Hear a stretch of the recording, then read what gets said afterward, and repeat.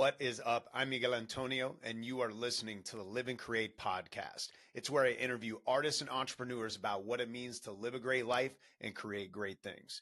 And before we jump into the podcast, I'd love for you to check out my band, Run With It. Here's a clip from our song, Night Watch.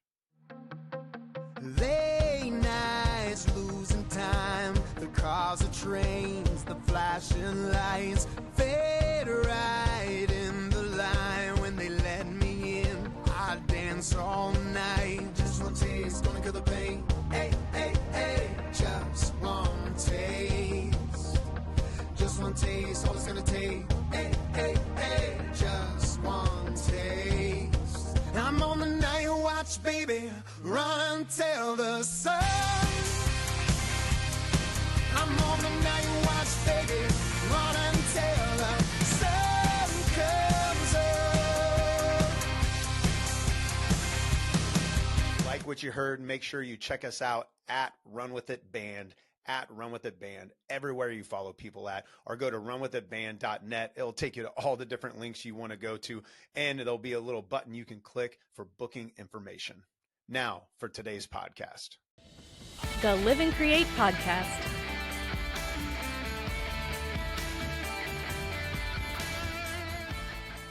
You're up in Portland, right? Originally from Seattle, but yeah, I moved down here about 7 years ago. Okay. That's it. I did a show in Portland.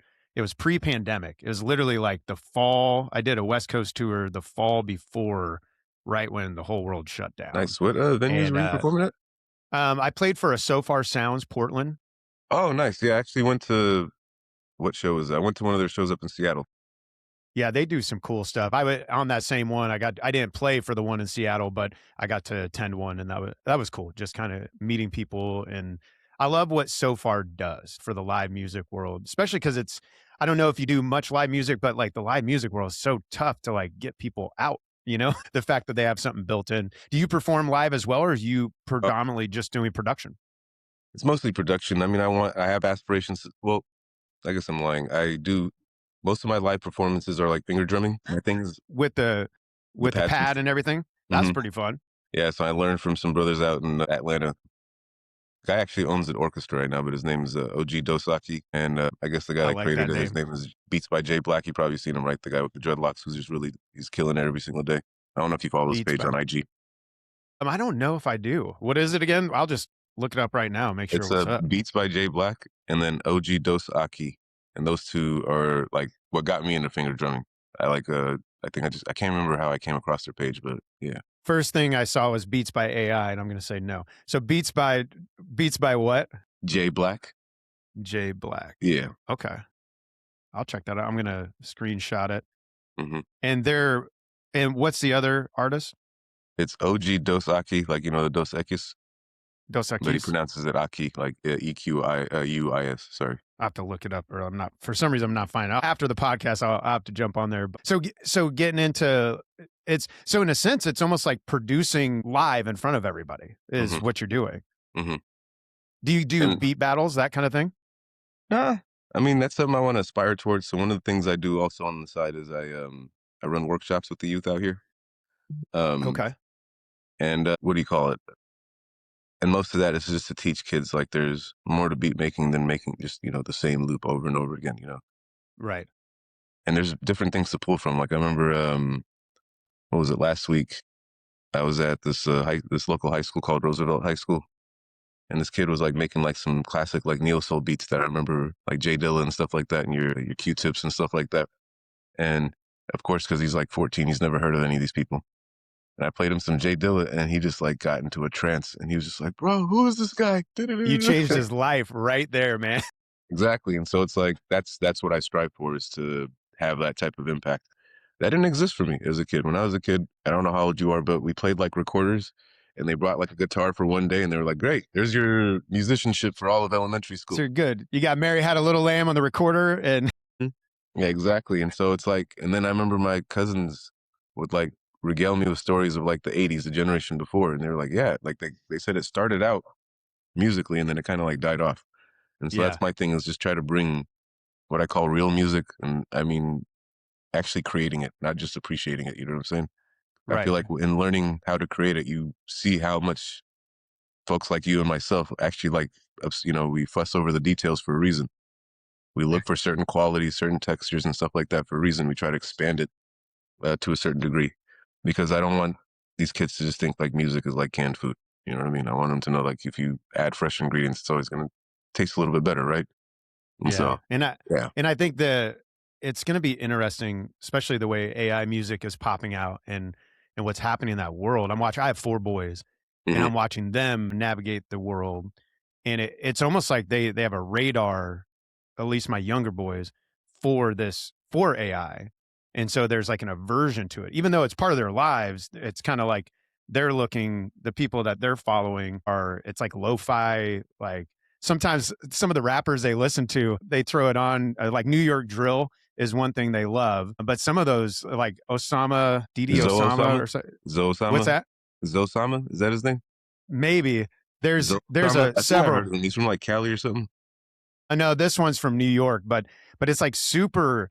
Like sometimes I have to change it just because I'm like, man, the production is not good at all on this. But they don't care. They're like they're locked in because of the story and the connection, and the emotional rawness. I think of the artist, and so yeah, it's cool that you have chosen to just like go in there and show them like, hey, let me expose you to like some real artists. How did that start for you? Like, do you just like knock on one of the schools one day? It was like, hey, I got this program. Kind What's of. that I look like? mean, it's and I don't like run workshops like frequently. I guess I should have probably prefaced with the fact that I'm kind of starting out. Like, so I've only run like one Okay. or two workshops. I have a lot of friends that work for a lot of organizations that work with youth. Like, there's one called SCI out here. There's another one called Step Up, and my friend Darius and my friend Tyler both hooked me up with some contacts inside the high school. So then I walked up and was like, hey, I got this program, and so on and so So forth. you had some people that you'd be like, "Hey, I'm with these folks. I'm not." It's like some Hmm. random dude just walking. Yeah.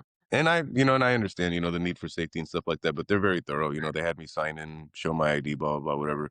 Like, it wasn't Yeah, like I just walked in. I feel like back in the day, it was so much easier to like access just things in general. Like, you could just, true.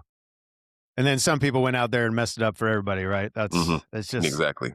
Exactly. yeah. And so with these schools and stuff like that, I think, and maybe this is just my own like self-righteousness speaking right now, but it's like when it comes to what you said about your boys and like the drill music and stuff like that, I feel like that happens because, and I'm not saying you did anything wrong, but it's like the world wasn't exposing him to a variety. When I was growing up in the 90s, I listened to Pac. Most of what I was listening to was like hardcore West Coast rap, right? Mhm. But when I heard like Mobb Deep, who's like hardcore East Coast, I was like, it's still great. You know what I'm saying? Like, Yeah. the lyricism's still there. Everything that I'm looking for is still there. When I go to like Outkast, it's like, okay, this is a little bit more alternative and funky, but it's like everything I'm looking for is still there. The lyrics are there, the beats are knocking, everything. You know what I'm saying? It's like a cohesive unit. And It's those the other, similar principles that still exist because, hmm like, I came up more in the rock world, and it was Nirvana that hit me, and it was a reaction. Like, I love '80s rock music, but it was so pristine and so perfect and so technical that the '90s come out, and it was Nirvana, it was Pearl Jam, it was like people who sang off key, but there was an emotion to it that for some reason just connected, where it's like I would never put some of those same vocals just as a singer, as a professional singer, but something about it was so raw yeah, and connected that's how I still, feel about Jay Dilla as a producer. He commits to criminal acts in his production, at least from my perspective. And I only call them criminal acts because I can never reproduce it myself. Educate me on this. His Educate me. snare hits so loud and his kick hits so soft. But every time you hear his production, it's just pristine. It's amazing through and Mm, through. He maintains the same pocket loop over and over again, might add a couple little, inflections here and there, but it's little virtually the spices. same beat the whole time. And it Yeah, sounds freaking amazing. man. So what you have with Nirvana, that's the producer that did it for me. It's just kind of like your sound quality, everything is off, quote unquote. You know what I'm saying? Doesn't But make it's sense. yeah, he's definitely top tier producer. He's not my favorite producer, but he's definitely top tier producer for being able to like quote unquote break the rules. I mean, and on some level, I mean, always the greatest musical people always did that, right? Like, you think about Mhm. traditional 12 tones versus the pentatonic scale, right? Right. And if you use the pentatonic scale, then you don't really need anything else. The True. rest of the tones are just an accentuation of that pentatonic scale is the way I look at it. Um, and or like the circle of fifths. You know, people are just like, oh, this is your 1 4 5 chord, this is your da da da da da, and whatever. It's like, but Then if when you you do take a that thing, circle of fifths and this is my piano instructor, and he does this to me constantly. He's rotated the relative minors. I think it was mhm, slightly to the left or slightly to the right. I can't remember. And you basically had every major key. So it goes C, E, G, what do you call it? Down to B minor, because that's the relative minor of G major, right?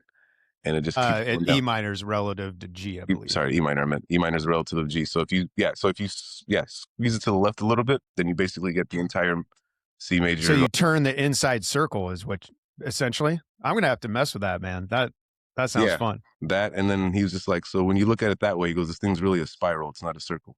Like it goes up this way and then it comes back down. I like that. The more I Spiral, look not a at, circle. and the more I look at it, it's just like, yeah, that circle. I don't want to say it's useless. Like it's still a foundation to learn, but it's like Mhm. once you learn to break the circle of fifths, then you get into some like really interesting tones and patterns and stuff like that that you didn't even know existed. Right. And sometimes it becomes a dividing line, right? Because, you know, like you're referencing Jay Dilla. I'm familiar with the name, not familiar with Hmm. their music, but Hmm. I have to dive in because I love these conversations are so great for me too, because I feel like I just get educated in different perspectives. Hmm. So it'll be fun to dive in. But, you know, even with Nirvana, when they came out, there were some people who are like, this sounds like shit, man. You know, like they're just like, what is this? And but then other people, it's like, it's amazing. It's like almost the spiral is almost supposed to polarize people in some way, because It is. I mean, then you get you a think about movement. classical music, right? Classical music was the rules up until about whenever ragtime decided to come about. Right? Well, and even in classical music, they would have riots sometimes when someone would put in a tritone, like shit like that. Like I Yeah, can't I remember the heard. exact moments, but they would literally Yeah, like people would start fighting. Like what was going on back then? no, because they called tritones and blue notes were considered the devil's Yeah, notes, the devil's. Yeah, and obviously it was racially charged. You know what I'm saying? But we true. we That don't is have to get true. into that aspect of it. But yeah, no, it was ridiculous. And so the reason what you just said basically had music basically in a chokehold. It feels like for many years, and Yeah, then you know I guess it's called jazz, but when that musical form came about, it was just like, right.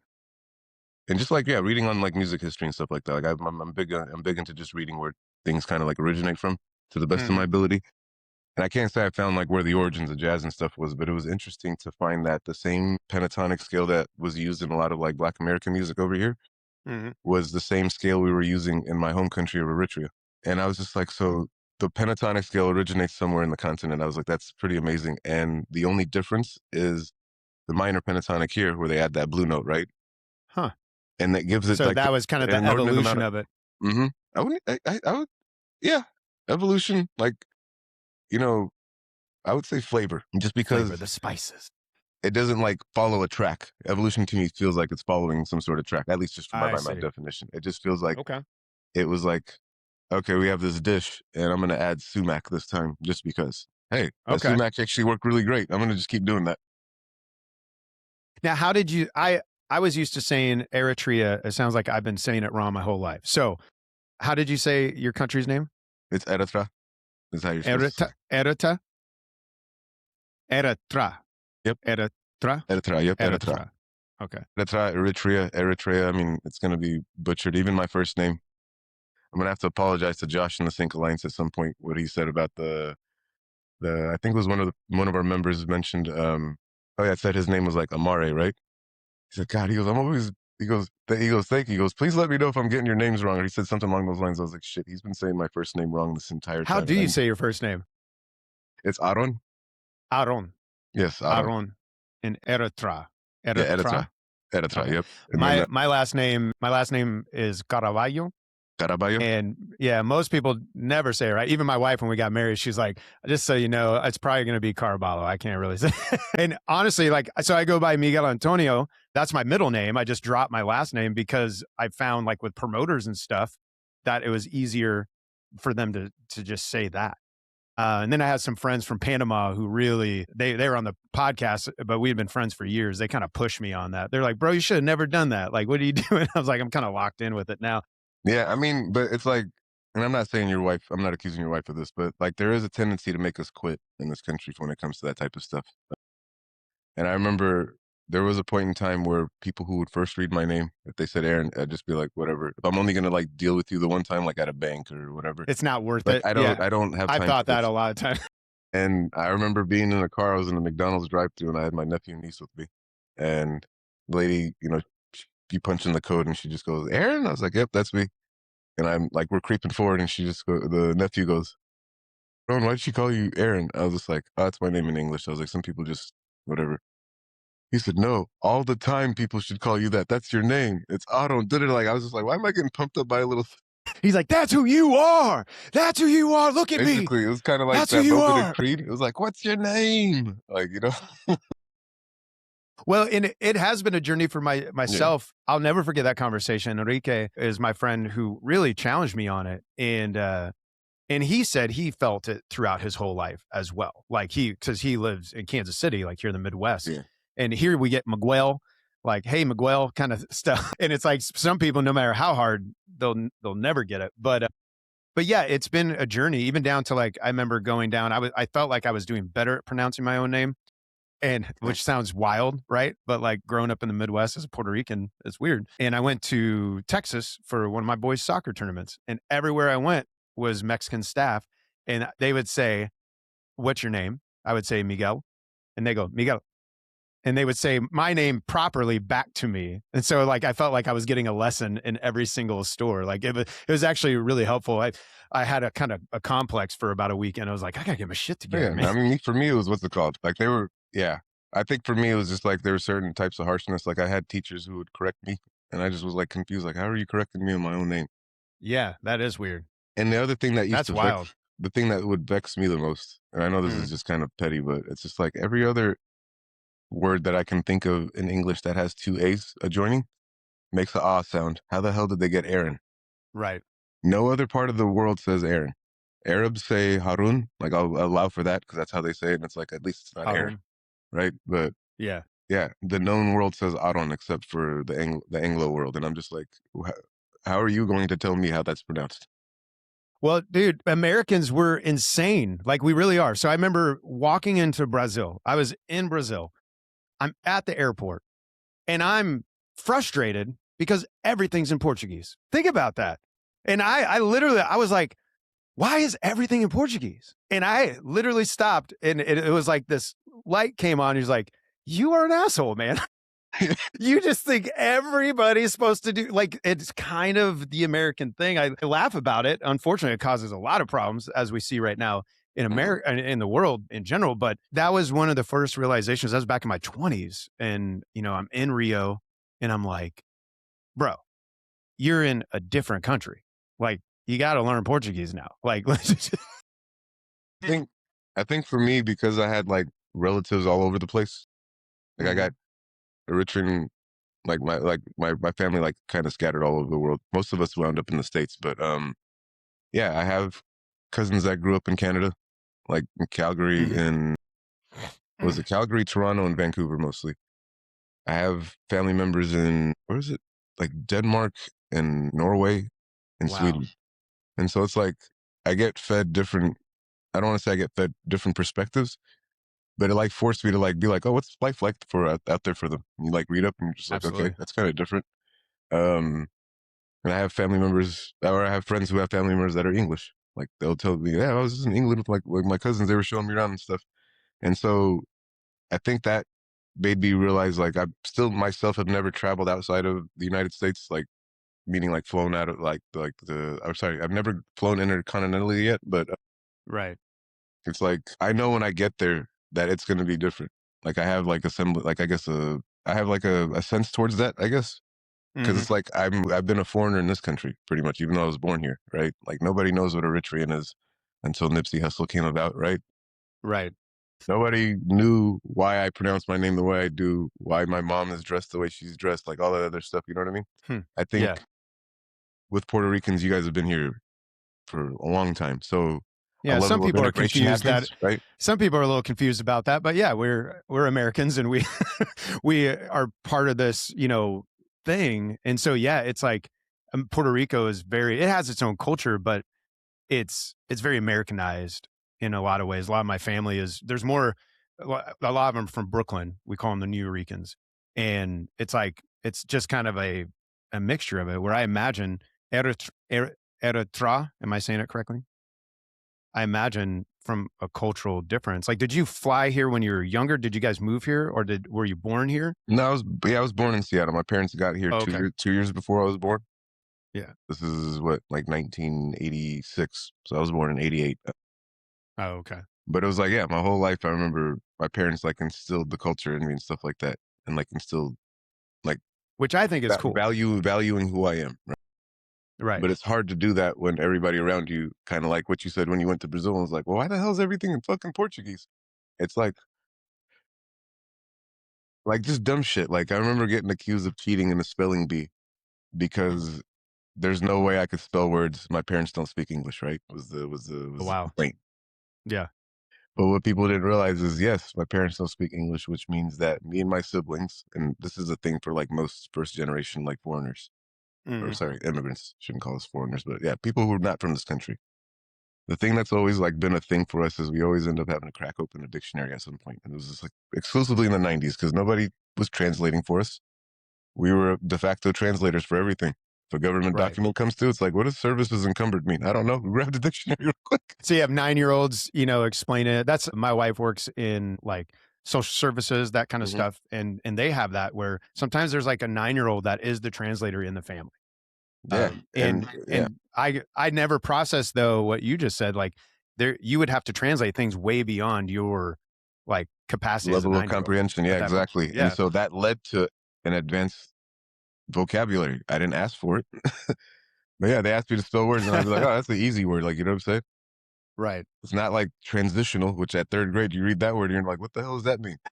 You're like, I don't know what it is. And I also had the benefit, of having, family members who had been in this country for a little bit at that time, Mhm. as well as like my older siblings, kind of like helping pave the path in that regard. Right.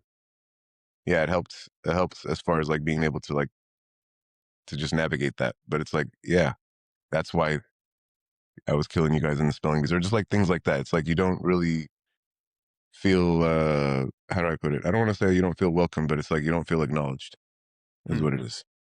So it's Yeah. like, yes, that's what leads to that. Or like yeah, my dad having an accent, people just seeing that for the first time, like, wait, I thought you were black. I was like, I am black. Yeah, but I'm like, but what? Where do they come from exactly? You forget there's a whole continent full of them? Right.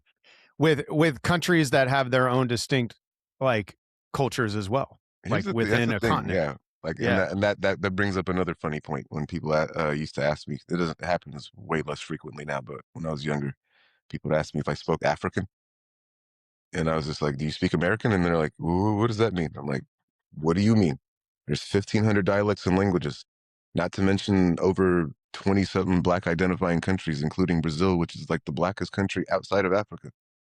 And so it's like you have all of this to pull from, right?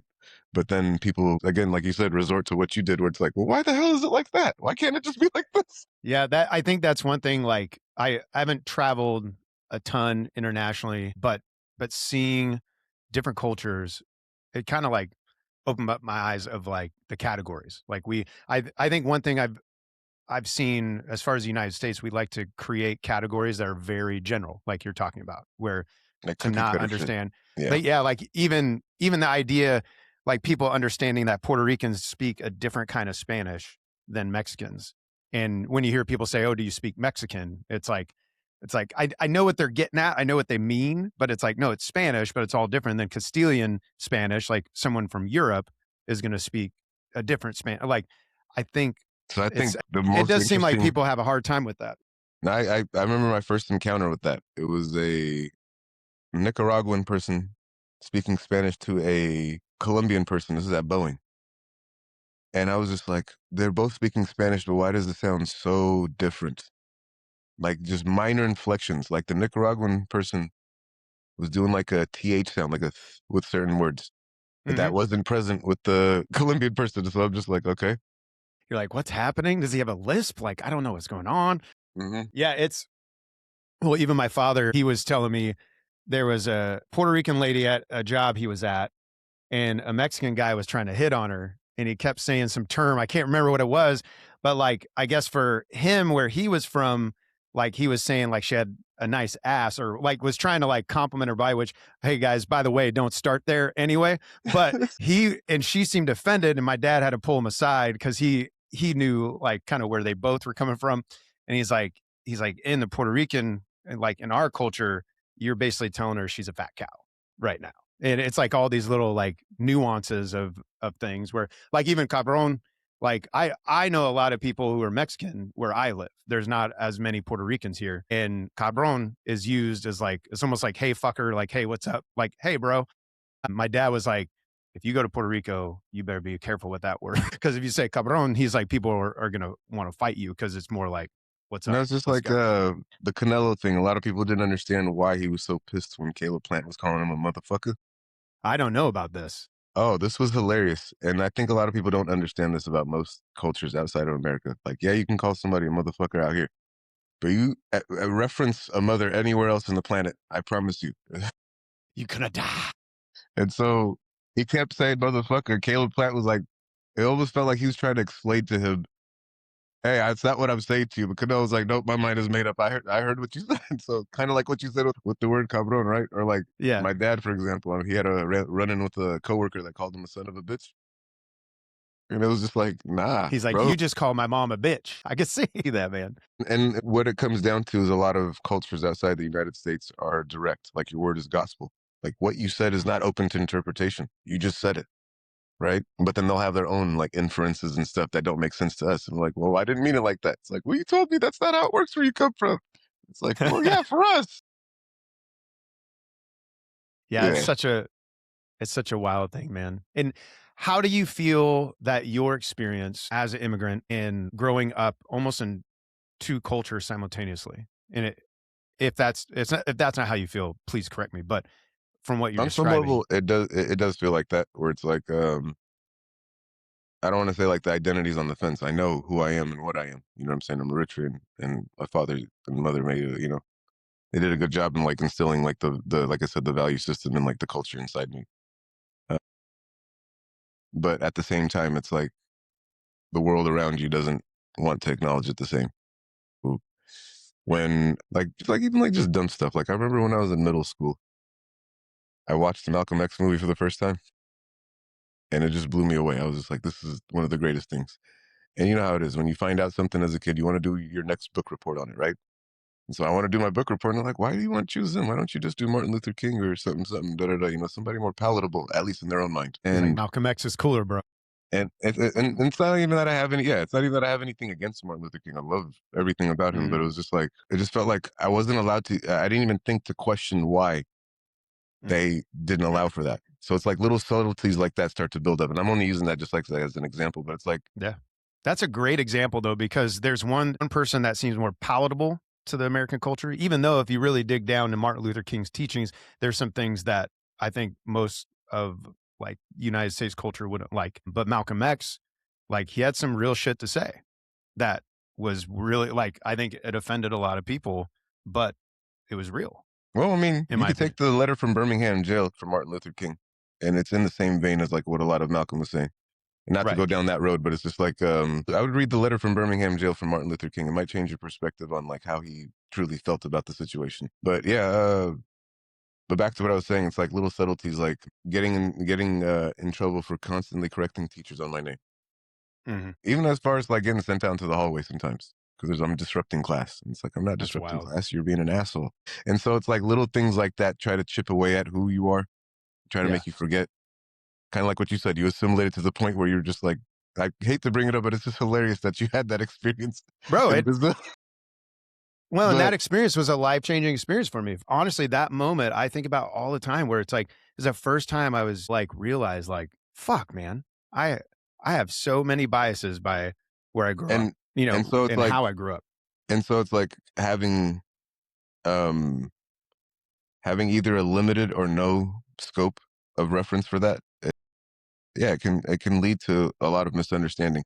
And then it causes people like me to just kind of put it all under the same umbrella and just be Mhm. like, yeah, you're an asshole. You're just not trying to understand. It's like, hey, some people really have no idea, right? Like I remember this is at Boeing some years ago, like probably 10 years ago.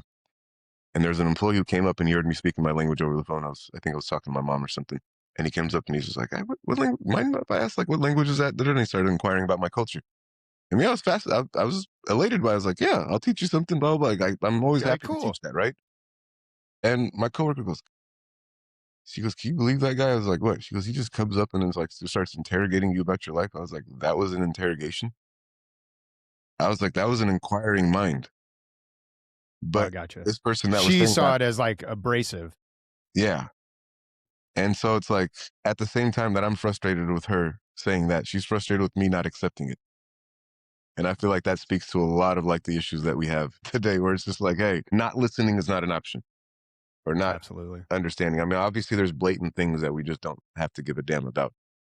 And I feel like we collectively, for the most part, I mean, unless you want to be a semantic bastard about it, we collectively, for the most part, feel a certain way about certain things.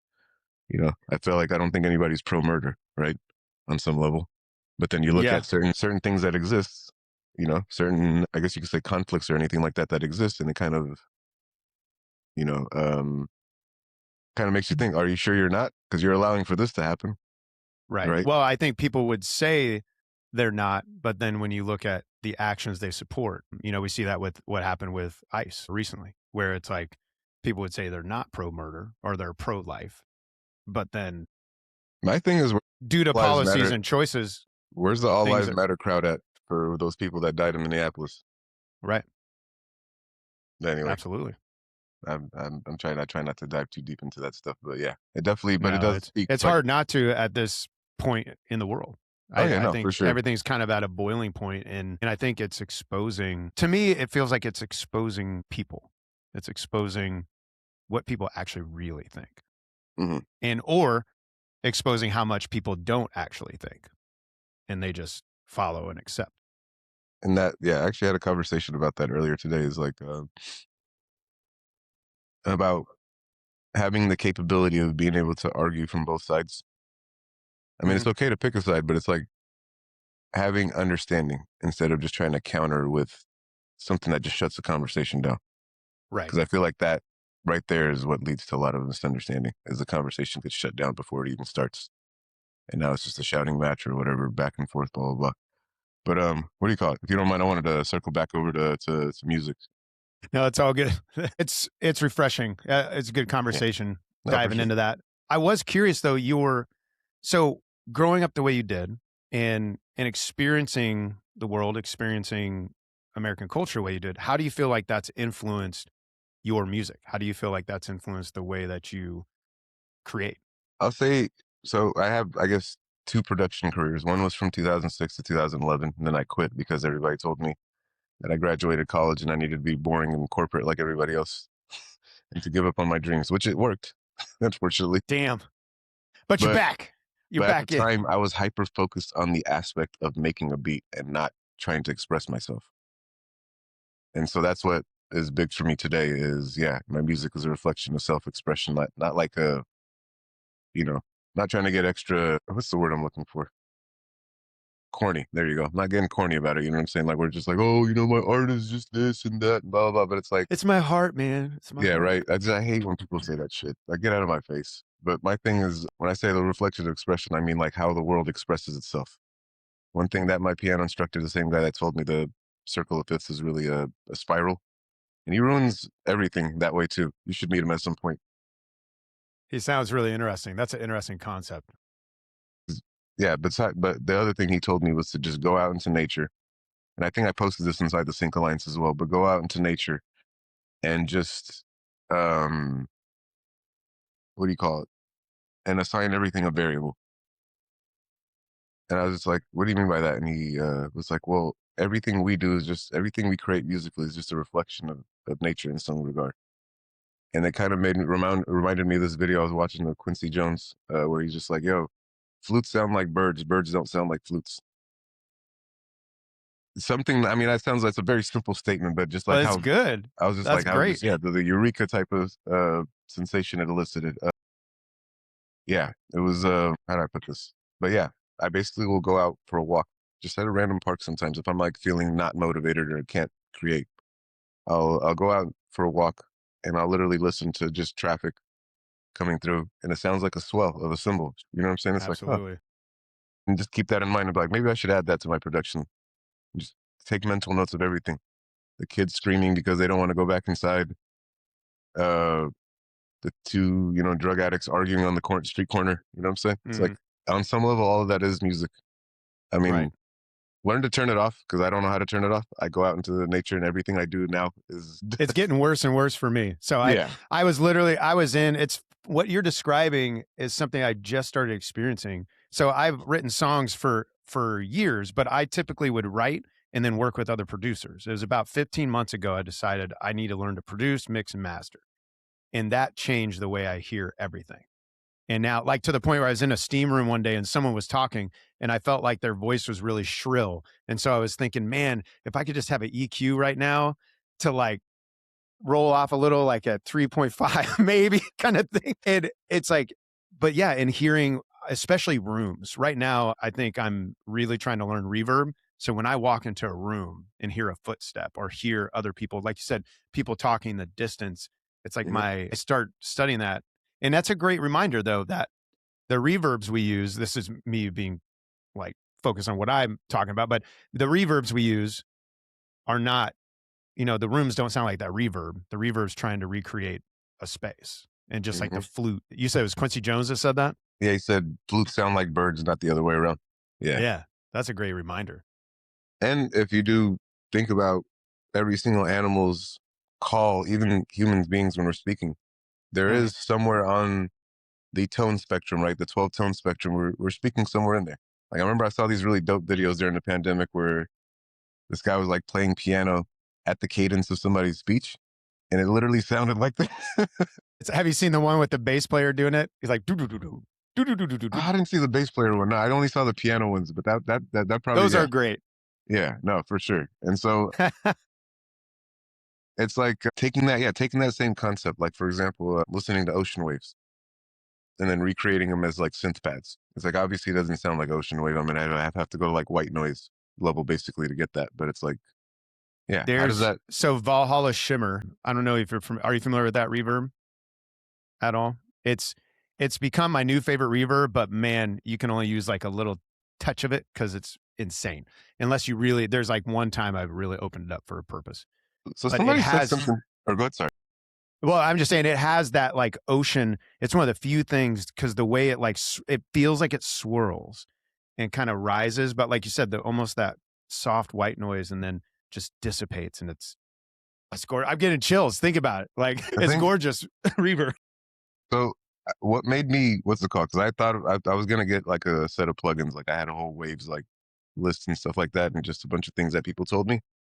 But one thing kept me from using non-stock audio or plugins is that whatever plugins we do use, whether it's Reverb, Soothe, any of those ones, whatever stock plugin you have in like Logic, Ableton, whatever it is already light years ahead of that one by the time that releases.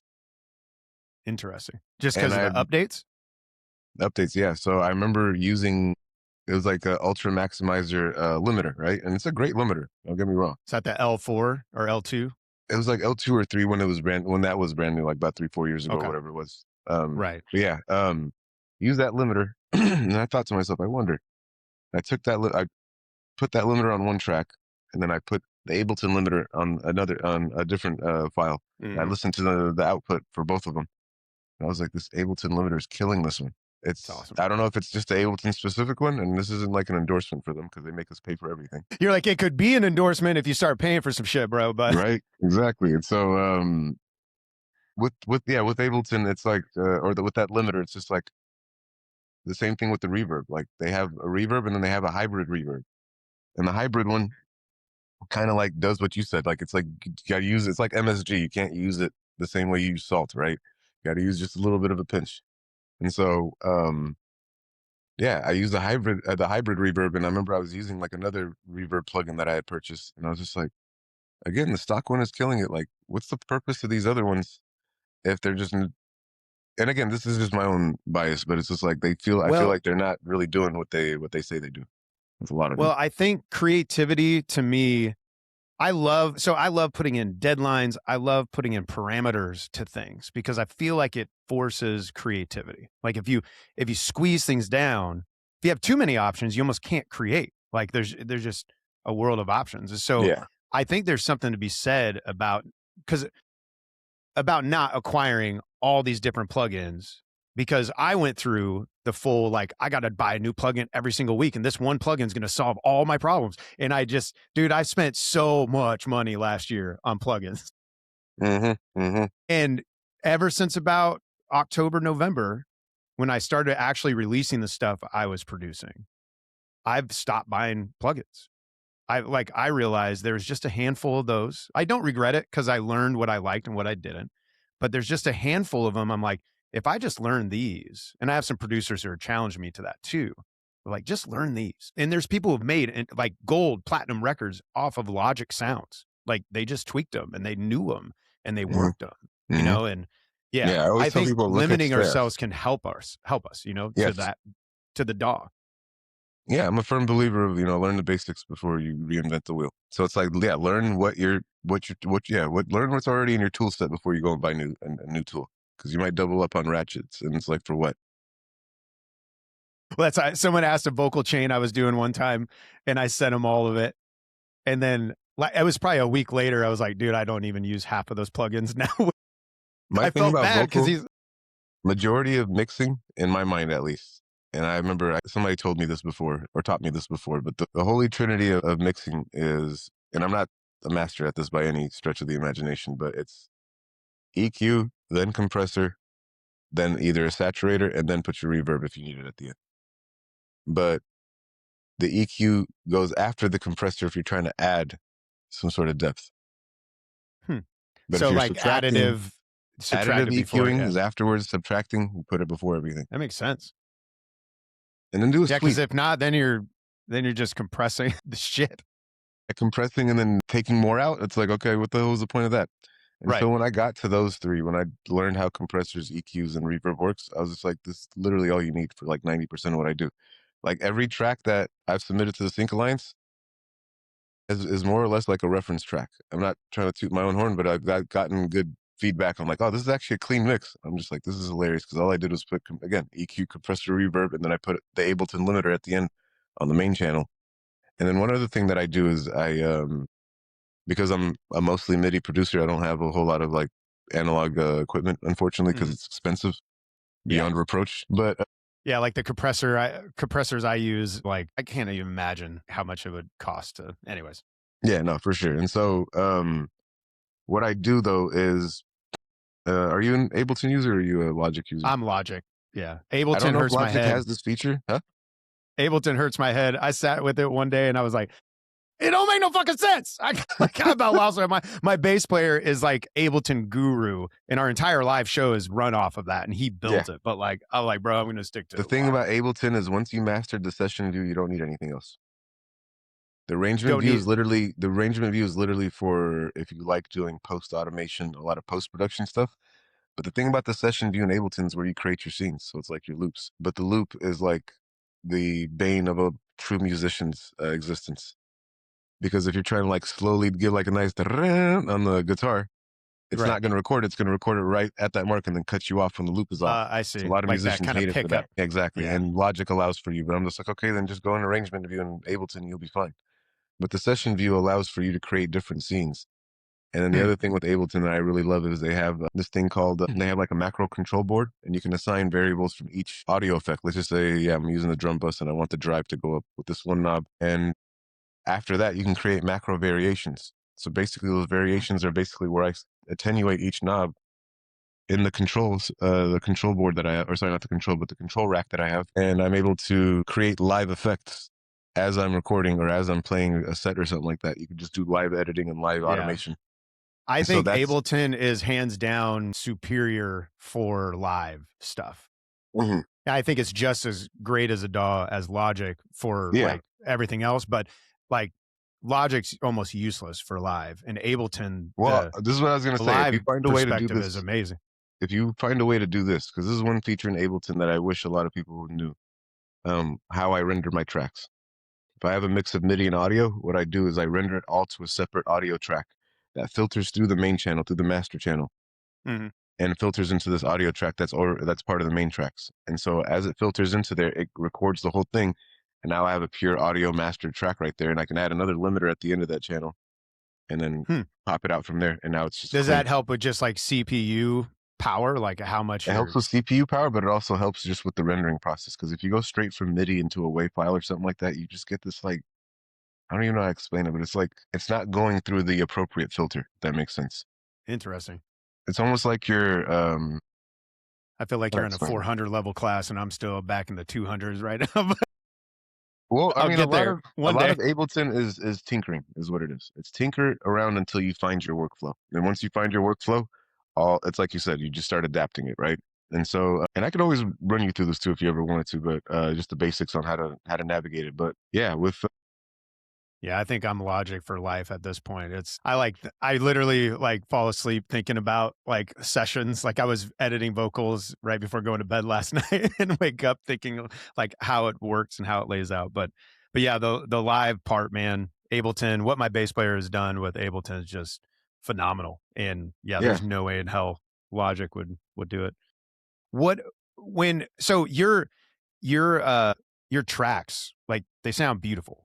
And the sounds I think are very, very unique as well, which hearing your perspective of experiencing just life and then just bringing it in is really cool. It's cool to hear your perspective of it. And then after hearing your songs and how you layer that in there, this passion you have for it, getting back into producing, because obviously you'd taken, you said, I'm done with that. What's funny is I did professional music for years and I quit and I was like, fuck it, I'm done with music. And then it was like 2 years later, my wife was like, I think you need to go back kind of deal. And so I had my stint of like giving it up. Man, mine was a 10-year gap. 10-year gap. It was from 20 to 33.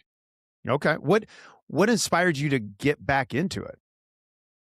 Realize it was a very, very wasted talent. Like it was a talent that I was just wasting. And yeah, I'm working a job, like, you know what I'm saying? Retirement, I can see it in terms of like, you know, all I got to do is stay the course.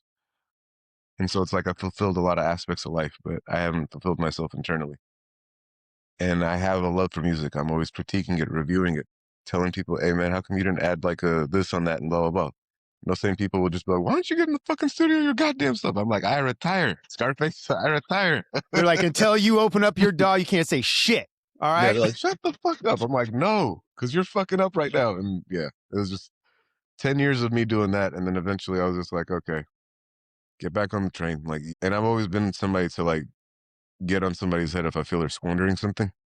It's like, here you are being the most hypocritical bastard of all time. Because you realize it's time. Yeah. And so went back into it. It sucked. It's not like riding a bike. People don't buy racks anymore. The racks are built into the DAWs now. So when I was looking up stuff in Sweetwater, which I didn't even know what the hell that was, I was just like, what the hell is Sweetwater? Damn, yeah, you were out for a minute then. 10 straight years. I didn't buy anything, didn't do anything. So it was just like, get into Sweetwater. And I'm like, wait, Euro racks are this much now? Fuck. Like, how am I going to afford all this shit? People are like, bro, your DAW comes with sounds. I was like, no, those sounds are always shitty. I was like, I don't want the fucking stock sounds. Not anymore. And then I went into Ableton and I was just like, or actually, no, at the time, Serato Studio is the one I started with. Okay. I'm not even familiar with that one. Don't do that to yourself. No offense, Serato. You have a great sampler. But with Serato Studio, it was just like, it seemed like a lot of plugin and like certain companies were trying to like overstep their bounds is what it felt like. And that's what it felt like with Serato Studio. It's like, you were not meant to be a DAW. You are an expert sampler. Don't get me wrong. And like the DJing equipment, out of this world, but stick to what you know best, please. Focus, bro. Yeah. And we get to, and then after that, one of my friends, Joshua, he actually has a really good clothing line out here called Bleach by Josh. Shameless plug for you, brother. Nice. But what do you call it? He told me, he's like, Ableton, you got to look into that one. And I was just like, what the hell is that? I looked into it. I was like, dude, that's EDM software. I was like, I ain't fucking making no EDM music. He's like, nah, dude. He's like, it's more than that. He goes, it's marketed as such. He's like, you really want to get into that one. So I opened it and had the same exact fucking attitude you had. What the fuck is this? I was like, I literally almost threw my laptop across the room. I was like, I've been here for 2 hours and I haven't figured a goddamn thing out. Yeah. And so it's like, yeah, Yeah, I ended up like taking a course. It was a 1 month intensive course out here in Portland. It ended up opening my eyes to like just navigating the software, but it was just like one sector of the software felt like it got unlocked. Like there was this whole other thing, and then the guy that ran the course, he told me he was just like, "Hey, even the people who created Ableton don't know the extent of its capabilities. It's like It's not the AI. goal of Ableton to find out the extent of its capabilities. It's for you to just take what they have available and see how it works for you." Go And that's down the the thing. They rabbit do hole. have a million things on there. Don't get me wrong, and it is kind of daunting to just stare at all of them and be like, "Where the fuck do I start?" Mhm. But yeah, once you get the flow established, I don't want to say it's like lather, rinse, repeat, because there are some times where I'll be like, I always wanted to know what this audio effect does. Like they have this one called bouncy notes. It's like I'm never gonna use this thing.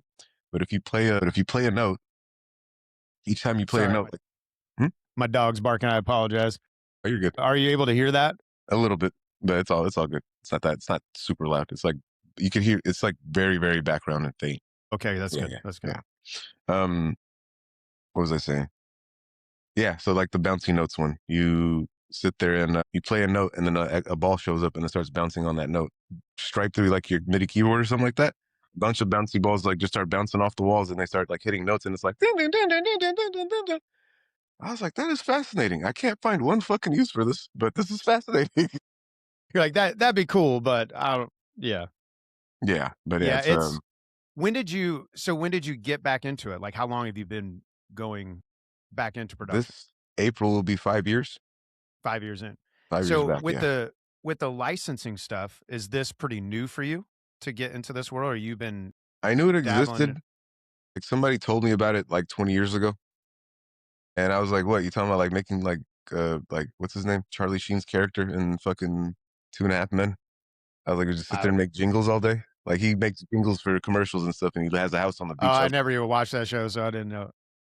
I just knew the premise of it, and I was like, I just was like, "Oh, you gonna be like him, Yeah. just make jingles and live on the beach, like, that's how that works?" I was like, "Get the hell out of here." I was like, "There's no money in that." Right? And again, this is 19-year-old me, so please bear in mind, half a lifetime ago. And then in 2021, I remember, one thing I always dreamed of, especially even now, was to do the scoring for an entire video game. I was like, what the hell is that called? That industry. And then I looked it up. I was like, oh, it's called sync licensing. Okay. You What is remember that? back to 19-year-old you being like, "Damn." Yeah. And I was like, oh, you fucking idiot. It was me and my homie were like researching this shit. And then I find Josh's page on Instagram, like it found its way into my algorithm. And I was just like, who the hell is this guy? He's just like, yeah, you want to make music for brands, blah, blah. You remember his earlier content? I was like, huh. I was like, this is interesting. And then I got sidetracked for like a whole year, like learning how to produce. And I was just like, I'm not even like close to, can't I did even the same play thing. instruments. Like they told me you can't, oh, that's what it was. Yeah. I was like, you can't sample. I was like, man, fuck this. That's what turned me away from it. That's what it was. Yeah, I remember now. You're like, "Nope, I'm out." Sampling, not sampling. I was like, get that out of here. And then I got to the end of 2023. And I remember, I had in my own mind mastered every type of sampling that I cared about. And I felt like I hit a ceiling, like creatively, because it's like, I have to like it's too painstaking for me to find the key signature of a fucking song and be able to like layer some shit over it, right? I was like, okay, bite the bullet and go learn an instrument. Go learn that piano that you've been avoiding for so long. And so I started with that, and that's when my piano instructor ruined my life by telling me that it wasn't a circle of fifths. In fact, it was a spiral of fifths and all that other goodness, right? And so we started with that, and then halfway through the years when I picked up finger drumming, and then oh wait, hold on. Yeah, so this is 2024. So yeah, I picked up finger drumming at the halfway point and started playing guitar. I won't lie to you, I still absolutely suck at the guitar. Yeah, Doing all forming the shapes is a devil. Yeah, it's the devil. And it's really my pinky that just doesn't want to do what it's supposed to. Anyway, pinky, it's a little bastard, man. Like yeah, it's but a it's like, pain in but the it ass. opened my eyes to like, hey, like musicianship is very important when it comes to being a producer. Otherwise, you're just reduced down to a beat maker. That's all you're ever going to be, at least in my mind.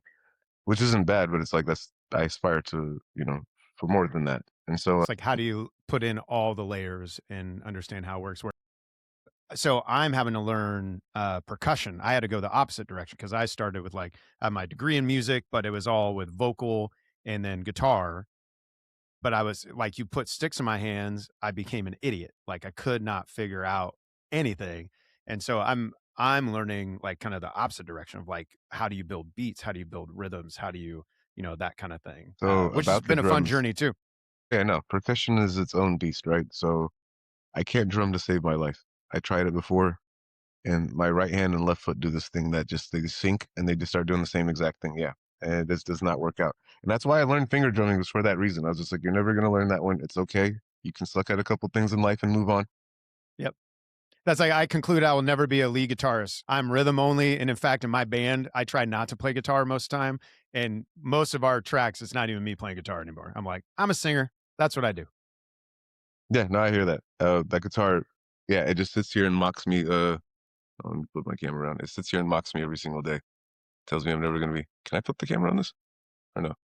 I don't know. I'm not No, sure. it doesn't offer it. Anyway, yeah, I got a nice little Epiphone that I bought 4 years ago, and I can play the opening chords for Hey Joe, but you ask me to do anything fancier than that, and it's not gonna happen. I might try to bedazzle you with the pentatonic scale because it's so easy to play on that thing. Turn What's into a it? Well, I was saying it makes me think about, so we are now fully self-produced as a band, but we used to work with a producer out in Nashville named Josh Glebe, phenomenal producer. And in fact, we worked with him for 10 years. And it was because of that decade of like working with him that I even felt brave enough to step out and do it myself.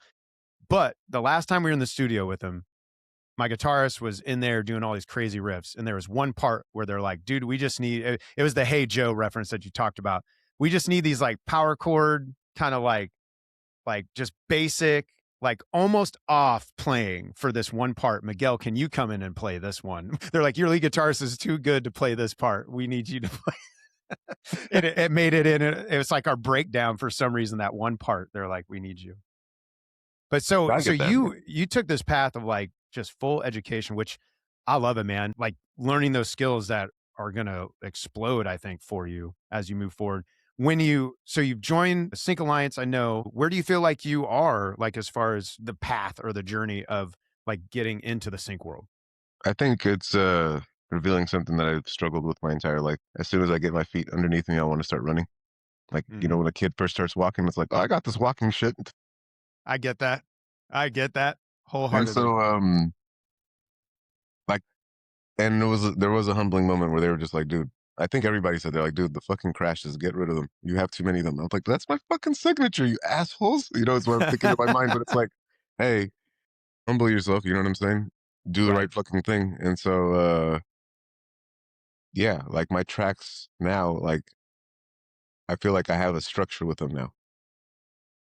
Like I go in and I'm like, okay, I got to do these steps before I can even consider it syncable. And then add a little bit of razzmatazz. And then I also recruited an artist that I work with out here named Swiggle Mandela. And he'll be doing like majority like the rapping for me and stuff like that. And singing too on some Nice. occasions. And so really what it is for me is I think well, obviously the metadata too, I got to start actually putting that inside my submissions. Because that's one thing that I'm just kind of like, oh, screw that, I'll do it later. And I'm just like, no, do all the work Are on you the front using end. Are you using Disco? Yeah, that changed the game for me Yeah. on that. And now I've entered in enough that there's so many. A lot of my tracks are very similar metadata, so it's like, oh, okay, it's all here now. Thank God, because that stuff stresses me out, man. That's the stuff that stresses me out. And that's Getting really, I split think, sheets what kills going a and lot of all that. people. Like, I almost am at a point where I'm just like, let me just hire somebody to do the fucking paperwork because I don't want to do it. But it's like, I still have to learn it because even if somebody was doing it for me, like you said, somebody's doing the producing for you, but on some level, you have to learn it because you're not always going to have that person available or have that thing available to you. You have to, like, build from Well, within. one thing I've been discovering is a lot of people benefit from you not knowing things. And it's kind of opened up my eyes. Like, even if, like you said, even if I hire somebody to do something now, to have a real understanding and knowledge of it, and I could execute it, maybe they could execute it better, but to understand it, I think helps me lead whoever I hire to do it better as well. Cause yeah, going into production, I started realizing some producers I worked with, I was like, they told me I couldn't do this thing, and this thing, you do that thing like this. Like, I don't but they had knowledge that I did it. So I just was like, okay, I don't know, you know? Yeah, It's they been actually, eye-opening. I read a book. It's called Logically Fallacious, and it talks about logical fallacies. And the one that you committed was the appeal to authority. It's like, well, Yeah, that person's a producer. absolutely. They know what they're talking about. They know what they're talking about. Yeah, and I Absolutely. mean, that's common. I What's mean, that's that book called? logically fallacious. Okay. So it's That like sounds every cool. logical fallacy, and by the time you get the end of the book, but to the end of the book, you're gonna question the sanctity of your own logic. I promise you. It's not the big read too. I think it's only like 40 pages or something like that. Right on.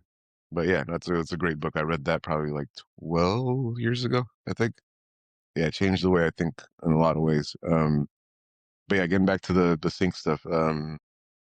Yeah, I have I think it's like difficult for most of us because we have to almost like scale back what we're doing, what we're used to doing. Mhm. Like it's like I'll be making a track and I'm like, it'd be really killer if I added a pad right there. I was like, but if I add a pad, it's no longer syncable because it's too Right. much, it's too busy, it's too this, it's too that, blah, blah, blah. Same thing going back to what I said about the crashes. It's like, okay, you can do the crashes on your projects. That's fine. Maybe you just don't do it here. Right. Well, it's just like I like to slip like cuss words in there from time to time just because of the emotion of it, or whatever it is. And realizing that pretty much makes it unsyncable unless you're specifically writing for like an HBO Max, TV show, like where they explicitly want explicit things. Yeah, right. Yeah, I like the challenge of it though, because I do feel like it's been challenged me to become a better songwriter, to find different ways to express things and not just go back to my normal, I guess, perfunctory, things Yeah, that I do. So, no, for sure. Because yeah, and that's a good way of putting it too, perfunctory. Because it's like, yeah, it almost feels like you're doing it for posterity, right? Like you're just not even like, yeah, no actual feeling is put into it, I guess. But yeah, so you're basically, it sounds like you're in that process, like getting all the details together, all the background. Are you pitching yet, or have you got signed already? What's that look like? I know. Honestly, like I said, I went to a sync meetup that Farnell Newton hosts over here in Portland every quarter. I don't know if you've ever Nice. heard of him. Uh-uh. He's pretty Who much is like it? this Wait, who is it again? Farnell Newton. I don't think so. He's like the sync god of Portland, according to everybody else here. But rightfully so. Like he's been doing this He knows for his a long shit. time. Oh yeah. I think Joshua said he was going to invite him as a speaker. I think on one of our Wednesday sessions. That's cool. So he's somebody I'm really interested in like working with. And I'll admit I submitted once before I read his book, and I was like, why didn't he get back to me? And I was just like, what the hell is metadata? And why is he asking me to do all this other extra shit? But then I joined the Sync Alliance. And the first thing out of Joshua's mouth, make sure you get your metadata. I was like, here's another fucker talking about this. I guess it's important. I don't know what's going on. What is this metadata you speak? And going back to what I said about like when I get my feet underneath me, I want to run. Yep. It's just like when you tell a kid to slow down, what's the first thing they do? They look at you like you're crazy, right? Like, what? You're telling me to do what? Slow down? I don't know the meaning of those words. And then One crash into one thing something. that was encouraging for me though is hearing all these different supervisors and their stories, and some of the people who are like really successful.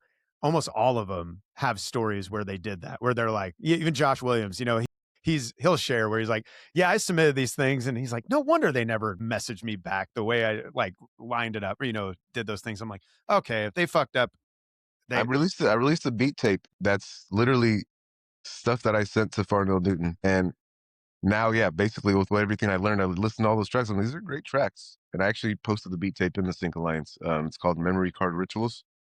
okay. And it's I just missed basically that. I'm like a gonna have to play check off that. of, sorry? I missed that in there. But My yeah, bad. I'll have to check that. I can't remember when I submitted it. It was like on one of the Sync Alliance off days. I think it's like Thursday where it's not as active. Everybody's kind of gearing up for the next submission or for the next Q&A. Right. But yeah, I'm huge, like I said, into video game composition and stuff. And so this was like a reflection of that, is what this beat tape is. And so I was like, I wonder if these would work for Sync. But then after going to that fourth quarter Sync meetup last year and then joining the Sync Alliance, I was just like, yeah, this is better off being a beat tape instead of trying to get it synced. But I still posted it because I wanted to hear what people thought about it inside the Sync Alliance, the school page.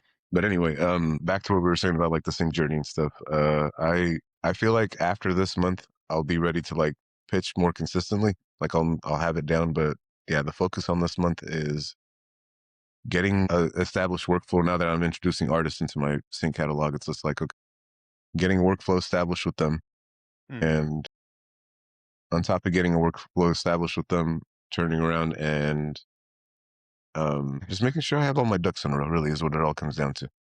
Yeah. Like just make And sure from A to Z. Yeah, that's what's been interesting about the sync world too, is recognizing, like, it's a popular conversation amongst a lot of musicians, but recognizing that most people would just not do the work that's necessary. So in a sense, it's like, damn, if we can just figure this out, lock in, do that, all those little details, it's it's it's when, not if. And to me, that's exciting.